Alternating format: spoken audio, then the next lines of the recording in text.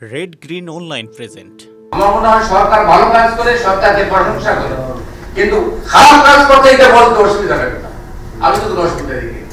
কিন্তু আমরা নিজেরাই এই খবরটা দিচ্ছি। এই উপদেষ্টা পরিষদ এই প্রেস সেক্রেটারি সামনে গিয়ে বলি, সবাই কি ফেরেস্তা নেই?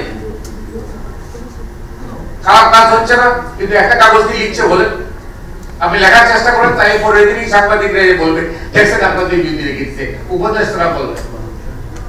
অনেক খবর আমাদের কাছে আসছে, কিন্তু আমি এই খবর দিচ্ছি না। আর কত লিখবো? কারণ লিখতে লিখতে একই জিনিসই লিখছি বারবার। মানুষের সামনে থেকে গরু জবাই হয়। এই দেশে আমরা বাস করি, কি সাংবাদিকতা আমরা করি? আমি তো সাংবাদিকতা দেখি না এই অবস্থায়। আমি ক্যাসেল কেলেঙ্কারি রিপোর্টটা করেছিলাম, আমাকে একজন সিনিয়র সাংবাদিক বললেন এবার ধরা খাওয়া, ওইয়াতে আত্মসমর্পণ করতে হবে কোর্টে, নিঃশর্তভাবে বলতে হবে যে ভুল করেছিলাম। কিন্তু আমি হেসেছিলাম তখন, কারণ আমার হাতে ক্যাসেট ছিল এবং আমি আদালতে প্রমাণ করেছি যে এটা ক্যাসেট ছিল এবং এটা সত্য ঘটনা। তারপরে আমার 1 মাসের জেল হয়ে আছে, 22 বছর যাবৎ মামলাটা আদালতে ঝুলে আছে, উচ্চ আদালতে। এই হচ্ছে বাংলাদেশ। আরেকটা ঘটনা বলি, এই হারিস চৌধুরী বিএনপি নেতা 11 বছর কোথায় ছিলেন সেই রিপোর্ট করার কারণে আমাকে প্রেস ক্লাবে, আমি আসছিলাম প্রেস ক্লাবে, একদিন আসার পরে আমাকে বললেন যে ভাই এটা বোধহয় ঠিক হলো না। একটা বড় পত্রিকা 3 দিন বাদে আমার ওই রিপোর্ট নিয়ে পুলিশের বরাত দিয়ে বলল রিপোর্টটা সত্য না, কিন্তু আখেরে কি হলো? আখেরে প্রমাণিত হয়েছে যে ওই রিপোর্টটা কারেক্ট ছিল।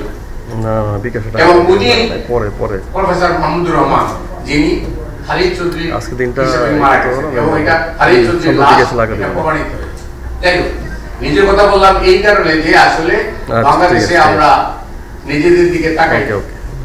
আর এই যে সাংবাদিকরা এগ্রিগেশন বাতিল হয়, বাতিল তো আমারও হয়েছে রাজনৈতিক কারণে না, সাংবাদিকতার কারণে। এখন তো রাজনৈতিক কারণে হচ্ছে। আজকে আমরা যে কথা বলছি, কদিন পরে যদি সরকার বদলায় কোনো কারণে, আমরা মনে চিরস্থায়িত্ব রাখছি, তখন আমরা আবার আদালতের কাঠ করায় ওই জিলুর রহমান সাহেব আমাদের দাঁড় করায়, উনার কারণে যে আগাম সরকারের পক্ষে বলছি। আমার মনে হয় সরকার ভালো কাজ করে সরকারকে প্রশংসা করে, কিন্তু খারাপ কাজ করতে এটা বলতে অসুবিধা হবে না, আমি তো কোনো অসুবিধা দেখি। কিন্তু আমরা নিজেরাই এই খবরটা দিচ্ছি। এই উপদেষ্টা পরিষদ এই প্রেস সেক্রেটারি সামনে গিয়ে বলি, সবাই কি ফেরেস্তা নেই? খারাপ কাজ হচ্ছে না, কিন্তু একটা কাগজ দিয়ে লিখছে বলে আপনি লেখার চেষ্টা করেন, তাই পরের দিনই সাংবাদিকরা বলবে দেখছেন আপনাদের বিরুদ্ধে লিখছে, উপদেষ্টারা বলবে। অনেক খবর আমাদের কাছে আসছে, কিন্তু আমি এই খবর দিচ্ছি না। আর কত লিখবো? কারণ লিখতে লিখতে একই জিনিসই লিখছি বারবার। সেই জন্য আমার মনে হয় ওই যে লাইসেন্সের কথা বলছেন, আমেরিকার প্রেসিডেন্ট রেডিও লাইসেন্স দেয়, একটা জায়গায় নিয়ন্ত্রণ থাকতেই হবে, না হলে তো একদম ফুল। ফার্স্ট অ্যামেন্ডমেন্ট মানে হচ্ছে যে রাইট টু ফার্স্ট অ্যামেন্ডমেন্ট আছে ওখানে। ফার্স্ট অ্যামেন্ডমেন্ট মানে হচ্ছে right to freedom of expression হচ্ছে সেক্রোস্যাক্ট, কি ওটা করতে পারবে না। Right to offend is sacrosanct. তাই কিন্তু লাইসেন্স দিতে হলে আপনাকে এক জায়গায় অ্যাপ্লাই করতেই হবে, অ্যাপ্লাই ছাড়া তো হবে না, জানাই দিতে হবে সরকারকে। আমাদের মতো প্রক্রিয়াটা লম্বা না, কিন্তু আমাদের এই জায়গাটাতে আমরা লম্বা করেছি, একটা অনেক ইতিহাস লেখা আছে এটা বলতে। এই বিশেষ প্রতিবেদনটি যদি আপনাদের ভালো লেগে থাকে অথবা উপকৃত হন, তাহলে অবশ্যই এই চ্যানেলটি সাবস্ক্রাইব করুন এবং লাইক, কমেন্ট ও শেয়ার করে রেড গ্রিন অনলাইনের সাথেই থাকুন। Thanks to everyone.